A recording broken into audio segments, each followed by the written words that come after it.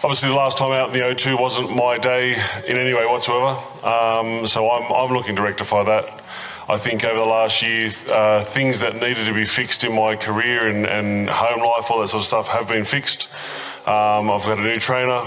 I've had 3 fights since then, and I'm just ready to go. So for me, I think, there's nothing bad to say about Dave Allen. He's a lovely guy. Handshakes, all that sort of stuff. But as soon as the bell goes, we're going to punch the shit out of each other. So we'll smile after it. My new trainer, Jay Gray, out of Onyx in Perth. We do it all in the one spot. So there's no more travelling across country, all that sort of stuff. We do everything in Perth.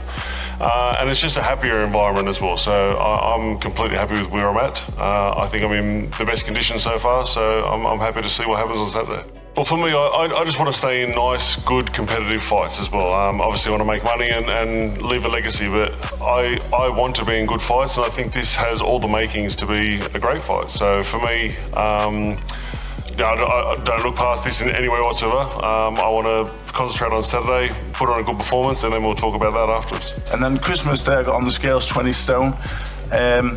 And I said, you know what, let's give it a go now. This is it. This is your last chance, You come into the ring out of shape again, you're finished for good. You come in the ring and lose again, it's a long way back. So we spoke, the Lucas Browne fight came up, and I'm headlining the O2 against a former holder of a WBA heavyweight title. It doesn't get any bigger than this. Tony Yoka fight was the turning point. I was ready to retire.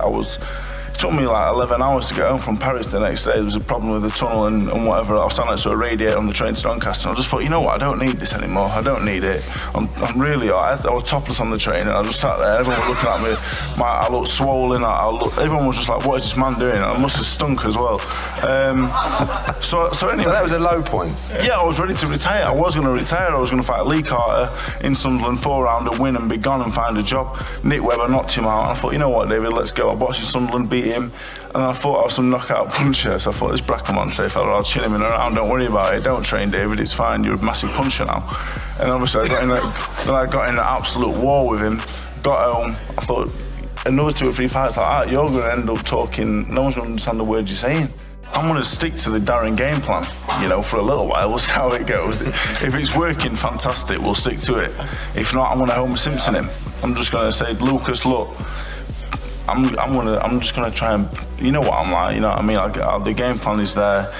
The game plan B is punch me in the face and let him punch me in the face and let's see who's the last man standing. Like I'm Saturday night, I'm willing to, and I can honestly sit here now and say, I'm willing to take whatever. You don't have to render me unconscious to beat me, because if not, I'm not really bothered really what happened. You can punch my face all day if he wants, but I ain't going anywhere unless he knocks me out. He can only beat me if he knocks me out. If I feel his pound, it's a bit like, that hurt a little bit, but stick to the game plan. If not, we're going to get at it straight away. So okay. We'll see. I respect him massively. I like him. Saturday night though, it's me or him, and that's how it is, I'm afraid.